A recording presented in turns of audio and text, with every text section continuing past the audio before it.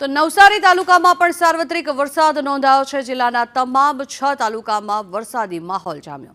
નવસારી જલાલપુરમાં પણ વરસાદ છે, ત્યારે વાંસદા ખેરગામ તાલુકામાં પણ સતત વરસાદ વરસ્યો છે। આ તરફ ચીખલી ગણદેવી તાલુકામાં પણ વરસાદી માહોલ જામ્યો છે અને નવસારીના તમામ વિસ્તારોમાં મેઘરાજા મન મૂકીને વરસી રહ્યા છે। વધુ માહિતી મેળવીએ સંવાદદાતા રાજલ રાજપૂત જોડાયા છે। રાજલ, શું સ્થિતિ છે? નવસારી અને આસપાસના અનેક ગ્રામ્ય વિસ્તારોમાં વરસાદી માહોલ જામ્યો છે।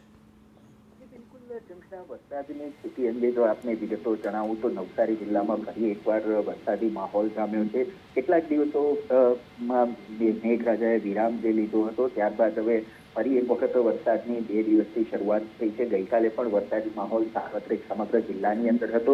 જિલ્લાના તમામ 6 તાલુકાઓમાં આજે પણ વહેલી સવારથી વરસાદી માહોલ જામ્યો છે। માહોલ અંગે જો વિગત આપને જણાવું તો નવસારી શહેર અને જલાલપુર તાલુકામાં પણ ધીમી ધારે વહેલી સવારથી વરસાદ થઈ રહ્યો છે। સાથે જ અન્ય તાલુકાઓ જે છે ત્યાં પણ કેટલાક તાલુકાઓમાં વરસાદી ઝાપટા આવી રહ્યા છે, તો કેટલાક વિસ્તારોની અંદર ધીમી ધારે સતત વરસાદ વરસી રહ્યો છે।